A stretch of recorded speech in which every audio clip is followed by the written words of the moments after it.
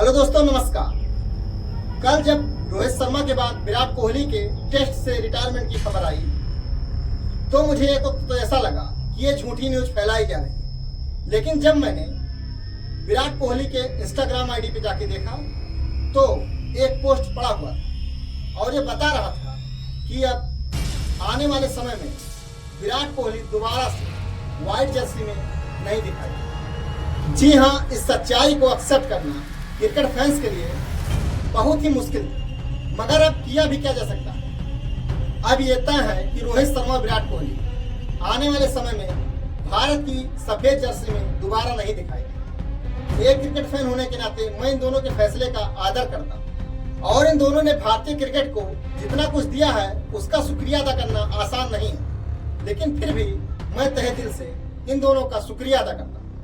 किंतु जब से विराट कोहली की रिटायरमेंट आई है तब से एक चीज मेरे दिमाग में चल रहा है कि क्या रोहित शर्मा और विराट कोहली अपने मन से रिटायरमेंट ले या इन्हें फोर्सली रिटायर किया गया। जी हाँ, रोहित शर्मा और विराट कोहली ने खुद ही अपने इंस्टाग्राम आईडी पे रिटायरमेंट की जानकारी दी। तो ऐसा तो है नहीं कि कोई दूसरा इनके इंस्टाग्राम की आईडी से रिटायरमेंट का पोस्ट कर दिया होगा। इन्होंने ही खुद अपने हाथों से रिटायरमेंट की पोस्ट डाली। ये भी सच है कि इन्होंने बहुत कुछ सोच समझकर इस रिटायरमेंट की पोस्ट को डाला होगा, किंतु फिर भी मेरे दिमाग में एक चीज चल रहा है कि क्या अभी इन दोनों को रिटायरमेंट होने का सही समय था। और कुछ ऐसे सवाल हैं जिनसे मुझे लग रहा है कि ये रिटायरमेंट इन दोनों के अपने मन की रिटायरमेंट नहीं है। आगे मैं इस वीडियो में जो बातें करने जा रहा हूँ, अगर उससे आप भी एग्री हैं तो कमेंट बॉक्स में लिखना ना भूलें। आपको याद होगा बॉर्डर गावस्कर सीरीज का 5वां मैच, जहां पर रोहित शर्मा ने खुद को टीम से बाहर कर दिया था और कप्तानी जसप्रीत बुमराह को दी।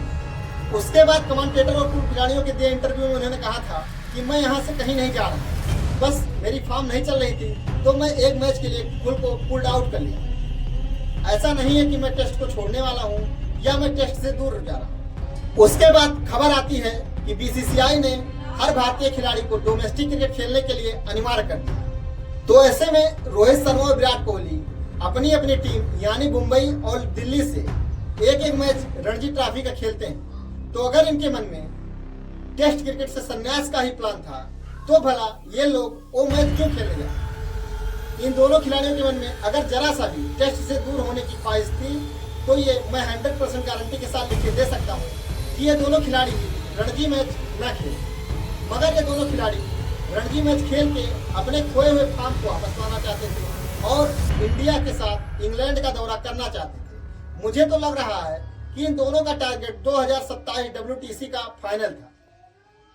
शायद वो समय उचित भी होता जब रोहित और विराट संन्यास ले, मगर ठीक इंग्लैंड दौरे से पहले बहुत सी खबर निकल कर आती है कि रोहित शर्मा को टीम में कंसीडर नहीं किया जा रहा है, उन्हें कप्तानी से हटाया जा रहा है। फिर खबर निकल के आई कि Rohit Sharma as a player भी टीम इंडिया के स्क्वाड में डिजर्व नहीं करते। उसके बाद फिर खबर आती है कि रोहित शर्मा ने टेस्ट से संन्यास लिया, मगर विराट कोहली के बारे में ऐसा कोई न्यूज नहीं था कि वो टीम इंडिया में अपना स्थान डिजर्व करते हैं या नहीं करते हैं या उन्हें टीम से ड्रॉप किया जाए। किंतु जैसे ही रोहित शर्मा ने संन्यास लिया उसके बाद बहुत तेजी से ये बात फैली कि अब विराट भी संन्यास लेने वाले हैं और उन्होंने बीसीसीआई को इन्फॉर्म कर दिया है। उसके बाद ये कहा गया कि बीसीसीआई विराट कोहली को कन्विंस कर रही है कि कम से कम वो इंग्लैंड का टूर कर ले। यहाँ तक कहा जा रहा था कि विराट कोहली को टेस्ट का कप्तान बनाया जा रहा है, मगर फिर विराट का वो पोस्ट आता है जिसमें वो बताते हैं कि अब वो टेस्ट क्रिकेट नहीं खेले और इसी के साथ भारत के एक गोल्डन एरा का टेस्ट क्रिकेट में अंत हो गया। अब बीसीसीआई से अगला सवाल ये है कि रोहित और विराट के बाद अब आप उनके स्थान पे किन खिलाड़ियों को लाने वाले हैं। वैसे टीम इंडिया में प्रतिभा की कोई कमी नहीं, मगर इंग्लैंड के बेहद ही कठिन दौरे के ठीक पहले जब ये दो खिलाड़ी टीम इंडिया से संन्यास लिए हैं तो फिर ऐसे कौन कौन से खिलाड़ी हैं जो इंग्लैंड के उस कठिन दौरे पर या यूं कहें कि उन कठिन परिस्थितियों में टीम इंडिया का परचम लहरा सकते हैं।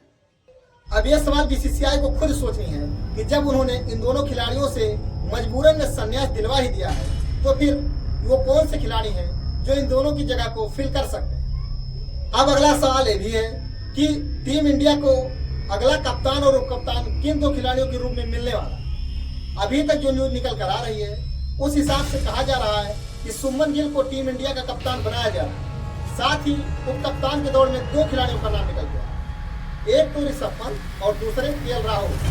किंतु आपको ये जानकर बहुत ही हैरानी होगी कि सुमन गिल का इंग्लैंड में जो रिकॉर्ड है वो भुवनेश्वर कुमार से भी खराब है। और ओवरऑल अगर सुमन गिल के आप टेस्ट करियर पर नजर डालें तो आपको ये लगेगा कि सुमन गिल औसत तो छोड़िए, एक बैट्समैन के रूप में भी कुछ खास प्रदर्शन नहीं कर पाए। हाँ, ओडीआई में सुमन गिल शानदार बल्लेबाज बन के उभरे, लेकिन टेस्ट क्रिकेट में वो उस तरीके से बल्लेबाजी ना ही कर पाए हैं और ना ही उनमें उस तरीके का इंटेंट नजर आता है। तो बीसीसीआई को अभी भी जल्दबाजी नहीं करनी चाहिए। वैसे अगर देखा जाए तो रोहित और विराट के बाद जो कैप्टनसी का बेस्ट दावेदार है वो है केएल राहुल। अगर आप केएल राहुल को कप्तानी दे देते तो फिर वो एक एक्सपीरियंस बल्लेबाज के साथ साथ टीम इंडिया को बहुत ही शांत तरीके से और बहुत ही शानदार तरीके से आगे ले जाने की क्षमता रखते हैं। अब देखना यह है कि बीसीसीआई क्या करती है। अगली बात यह है कि रोहित और विराट के बाद अब आगे और किन किन खिलाड़ियों पे गांठ गिरने वाली है, क्योंकि अभी भी कुछ सीनियर खिलाड़ी हैं जिनके ऊपर बीसीसीआई नजर बना के रखी हुई। हालांकि ये कहना गलत है कि ये संन्यास ही लेने वाले हैं, किंतु फिर भी बीसीसीआई उनके परफॉर्मेंस पे बहुत ही सटीक और पैनी नजर से देखने वाली, जिनमें रविंद्र जडेजा और मोहम्मद शमी जैसे नाम शामिल। जी हाँ, अश्विन, रोहित और विराट के बाद अब यही दो सीनियर खिलाड़ी बचे हैं जो टीम इंडिया को काफी समय से व्हाइट जर्सी में प्रतिनिधित्व करते आ रहे हैं। किंतु अब बीसीसीआई जब अश्विन, रोहित और विराट को संन्यास दिलवा ही चुकी है तो कोई भरोसा नहीं कि वो इन दोनों के ऊपर भी फोर्सली इस तरीके का दबाव डाले कि अगर आप प्रदर्शन करेंगे तो टीम में आपकी जगह बनेगी, नहीं तो नहीं बनेगी। रोहित और विराट के संन्यास के साथ ही भारतीय युवाओं पर एक बहुत बड़ी जिम्मेदारी है कि वो भी इन्हीं दो खिलाड़ियों के साथ टेस्ट क्रिकेट को तीनों फॉर्मेट में सबसे ज्यादा तवज्जो दें। आपने देखा होगा कि विराट जिस तरीके से टेस्ट क्रिकेट खेलते थे वो काबिले तारीफ थे। वो टेस्ट के लिए अपना पूरा जुनून झोंक देते थे। ऐसा लगता था कि जैसे टेस्ट नहीं T20 मैच चल रहा, और वो न सिर्फ खुद ऐसे खेलते थे बल्कि दर्शकों को भी मजबूर कर दिए थे कि सुबह 4 बजे जागकर ऑस्ट्रेलिया में भारतीय टीम जब खेल रही हो तो उन्हें देखने के लिए बाध्य हो। और कुछ ऐसा ही काम आने वाले युवाओं को करना होगा। आपके हिसाब से क्या विराट और रोहित ने अपने मन से संन्यास लिया? यह संन्यास लेकर सही किया या गलत किया? कमेंट बॉक्स में कमेंट करके जरूर बताएं। और अगर वीडियो पसंद आए तो वीडियो को लाइक करके चैनल को सब्सक्राइब जरूर करें। आपसे मिलते हैं जल्दी किसी और वीडियो में, तब तक के लिए जय हिंद।